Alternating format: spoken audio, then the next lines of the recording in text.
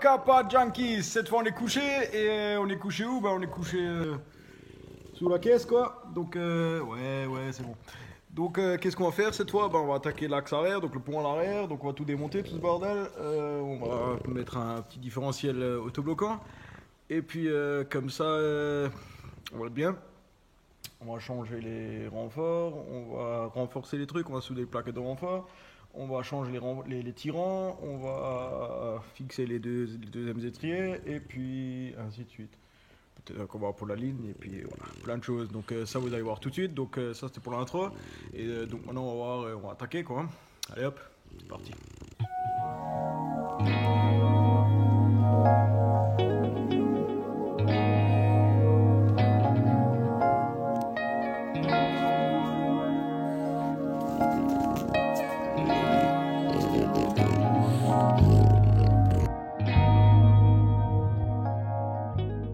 Donc voilà pour les tirants du train à l'arrière. Donc il y en a un ici et l'autre c'est celui-là celui-là le gros là. Donc en fait il y a deux configs possibles, c'est-à-dire que si vous avez l'amorto et le ressort en un, celui-là on peut le virer et on peut mettre juste une barre. Et du coup moi malheureusement j'ai pas ça, donc j'ai le ressort séparé de l'amortisseur. Donc celui-là là, je vais pas pouvoir le changer, mais celui-là on va le changer pour le renforcer. Et pour tout ça là on va voir. Donc ça va être des deux côtés bien sûr. Pour le différentiel, on va démonter le différentiel. Et pour ça, ici, ça c'est un peu dans le chemin. Donc on va voir comment on va gérer tout ça. Et puis voilà, donc on va dégager tout ça. Et puis ainsi de suite.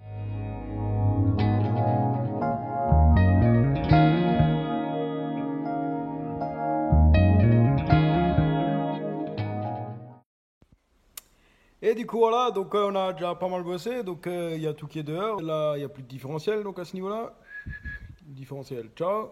Et du coup on a déjà sorti l'arbre de transmission et déjà décroché pas mal de choses.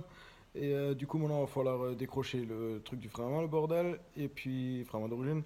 Et puis ensuite ça, je pense qu'il va falloir sortir le réservoir et ensuite l'axe à l'arrière. Non, il n'y a même pas besoin de sortir le truc, le réservoir. Juste pour cette histoire de frein à main. Donc on verra. Alors, Kappa Junkies. Du coup, mon poste de travail aujourd'hui, ça va être celui-là. Donc, les points de fixation du train arrière, donc il y en a 4. Donc, ces points-là, là, là et là, ceux-là, on va bien les poncer. Maintenant, on va les mettre à blanc. Et là, on a des plaquettes de fixation de renfort. Donc, les plaquettes de renfort, elles sont, à l'instant, ici. Donc ces plaquettes là, on va passer un coup de meule et on va les mettre en place avec la vis au milieu. Là, et du coup on va pouvoir souder ça bien propre. Et du coup on va avoir bien le renfort bien propre. Donc on va mettre ceux-là en place. D'abord on va les pointer, moustique de merde. Et ensuite on va bien les souder. Donc ça on va attaquer maintenant. Allez hop.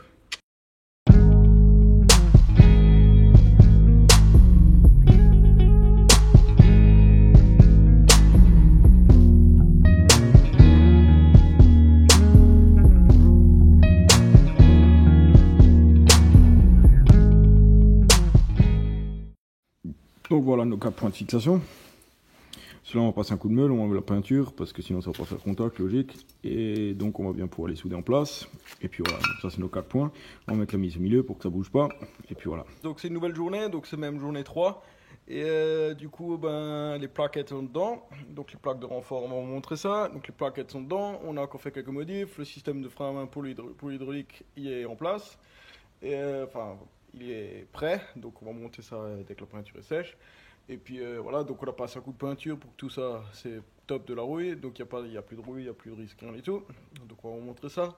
Et puis maintenant, il va falloir attendre jusque le diff vient et jusqu'à ce que le pont à l'arrière il revienne du sablage. On va pouvoir peindre ça et peut-être même qu'on va laisser peindre.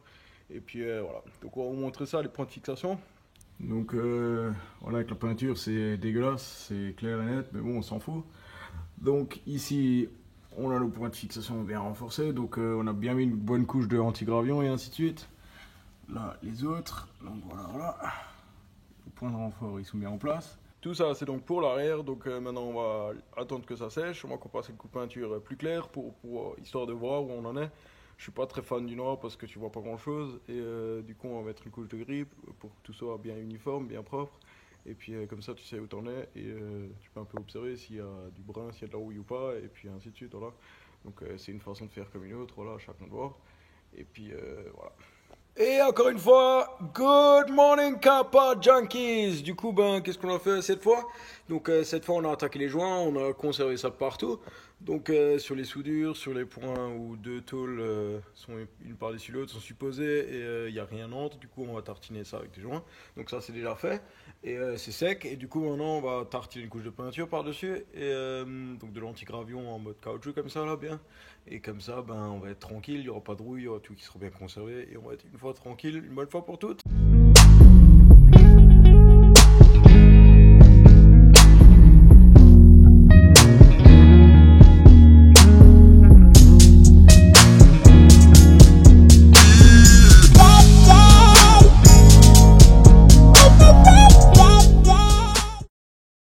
Donc avec ça, on va peut-être pas gagner le concours de beauté, mais au moins c'est protégé, c'est bien. Et puis voilà, on a tartiné ça avec le doigt, voilà, on s'en fout. Et du coup, on passe un coup de peinture par-dessus et ça va être très bien. C'est juste, comme dit, l'intérêt, c'est juste pour que ce soit protégé de la rouille. Et puis voilà, donc on va être tranquille. Allez hop, on attaque la peinture. Et donc voilà, après 6 couches, je crois, ben, c'est fait. Et par contre, mon nez, ben, il sent plus rien du tout, à part les pets de celui-là, là. Mais autrement, mon nez, à mon avis, il sent plus rien. Et donc, ben, voici le résultat. Donc comme dit, c'est pas pour gagner un concours de beauté, hein, mais bon, au moins c'est protégé de partout. Voilà, voilà. Bien de l'antigravion partout, donc j'ai choisi de prendre du gris pour qu'on voit au moins quelque chose. Sur le noir, tu vois pas grand chose. Donc voilà le résultat, et donc ben tout ça c'est bien protégé. Maintenant on va encore mettre du... Comment ça s'appelle en français, enfin bref, le produit là que tu mets dans les espaces vides là partout pour que ça évite que ça rouille, donc pour éviter l'humidité, tout ça. Donc ça on a aussi encore, donc avec un tube tu rentres dans les espaces et t'envoies la dose, ça envoie de tous les sens, et puis tout ça c'est pour être protégé, donc ça aussi on va encore faire, et comme ça on va être bien, on va être tranquille une bonne fois pour toutes, et puis voilà. Et ensuite après ça, ben, il va falloir attendre des pièces, donc de LS Differential et de... donc le différentiel et... Ah ouais, le sablage, donc le pont à l'arrière du sablage et de la peinture. Donc on va attendre ça, et ensuite on va pouvoir monter ça. Et en attendant, je vais pouvoir monter les durites de frein, donc les durites de frein du frein hydraulique. On va pouvoir monter le réservoir, et on va faire quelques finitions. Donc il y a encore un peu de quoi faire, et donc voilà, je croise les doigts pour que d'ici fin juillet, ça va le faire. Et on va pouvoir enfin prendre la route, ça fait je sais pas combien de fois que je le dis, mais bon, c'est comme ça. Allez hop, à plus les gens.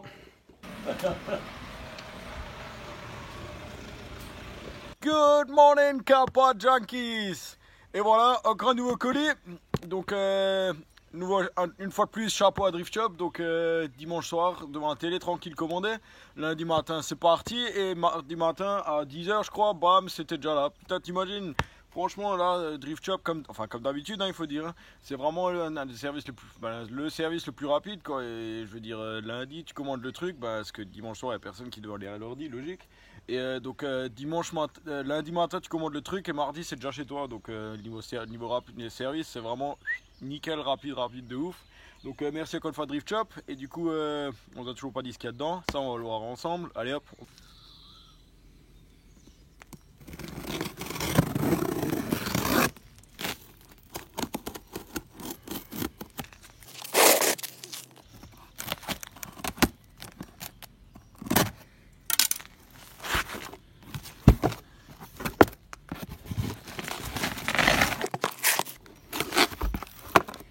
Et comme d'hab, Drift Shop aime ça, nous aussi on aime Drift Shop. Et donc voilà, donc dans cette boîte ici, il y a nos tirants, donc le tirant de train arrière, donc ceux-là du bas. Ceux-là du haut, je vais pas pouvoir les changer parce qu'il y a le ressort dessus. Donc ceux-là on va les déballer, et puis on va voir pour monter tout ça. Et donc voilà, le tirant il est en place, donc ici on a une vis. Là derrière c'est super bien d'accès, on va vous montrer ça. Donc là, par ce trou là, il faut passer l'écrou, donc avec une pince à bec. Il faut passer l'écrou, il faut essayer de le tenir avec une rondelle, et après de ce côté, il faut le visser. Donc c'est vraiment la joie. Mais c'est possible à faire, comme dit, avec une pince à bec, tu arrives à le mettre. Et je vous conseille de mettre un heel stop aussi. Hein. Et puis voilà, donc ici il y a les coussinets et une rotule inclus dans le tirant. Et donc voilà à quoi ça ressemble. Et ici, bien sûr, aussi, on a viré le truc d'origine qui était complètement pourri aussi. Et on a mis un Powerflex, comme ça on est tranquille, avec une nouvelle vis, nickel, voilà. Et du coup, par rapport à l'origine, l'avantage ou la différence, c'est que ici, normalement, on a une vis excentrique pour régler le carrossage. Et maintenant, du coup, ça se fait sur ce filetage-là. Donc là, on peut tourner cette barre. Donc par ici et par là, on peut la tourner cette barre. Et ici, du coup, on a le contre-écrou pour contrer, pour que ça se dérègle pas. Alors là, donc pour l'instant, c'est pas encore réglé. Ça se fera avec le parallélisme. Donc voilà. Donc ça, c'est pour les tirants. Donc voilà, voilà. Good morning, Kappa Junkies. Donc Vossen là, il a déjà fait l'inspection des pièces. Donc cette fois, le livreur des pièces, c'était moi. Donc c'était mis. Et du coup, on a récupéré les bras supérieurs de la suspension du train arrière et tout le châssis là, ou le support de tout l'axe arrière, donc ça c'est l'axe arrière. Ici on a viré tous les cylindres blocs, toute la caoutchouterie poreux, machin, tout le tralala, tout le bordel on a viré. Et du coup maintenant on va passer au Powerflex, donc voilà. Et puis tout ça on l'a peint, donc c'est un après bicomposant machin, c'est un genre de résine comme ça, donc ça va bien tenir tout ça. Et puis je voulais une couleur claire, pourquoi c'est un blanc cassé, hein, vous verrez ça tout de suite. Pourquoi je voulais faire ça comme ça, je voulais absolument avoir une couleur claire, donc pas forcément du blanc, mais je voulais avoir une couleur claire pour que si jamais il y a quelque chose, tu vois, tu peux looky, parce que en noir, forcément c'est un peu plus délicat à voir s'il y a quelque chose. Donc s'il y a une fuite là, tu vois quelque chose, s'il y a une fissure ou une égratignure ou quelque chose, tu vois direct. Donc voilà, tu vois tout de suite ce qui se passe. Et puis voilà, donc on va vous montrer les pièces en détail. On va faire un petit carbone du train arrière.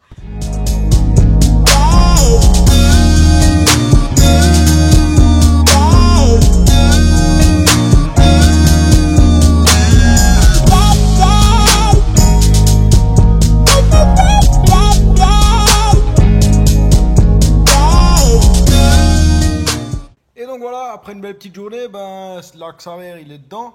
Donc on a bien mis les Powerflex en place, tout aux quatre coins. Et les tirants ils sont aussi dedans, c'était un peu la galère, il faut savoir comment ça fonctionne, alors tu te fais moins chier. Et du coup c'est une première fois pour moi, donc voilà quoi. Donc il faut d'abord mettre les tirants et après monter l'axe, enfin tout le châssis là, parce que si tu montes le châssis, après tu vas monter les tirants, t'accèdes plus au vis mon gars, c'est mort et tu recommences. Donc voilà, pour ceux que ça intéresse. Et donc voilà, tout ça c'est en place. Les freins, il va encore falloir les inverser de côté parce qu'au niveau passager du rythme, là, je suis pas tellement content encore. Du coup, on attend le différentiel. Il me faut encore une ligne d'échappe. Et puis, autrement, ça devrait le faire.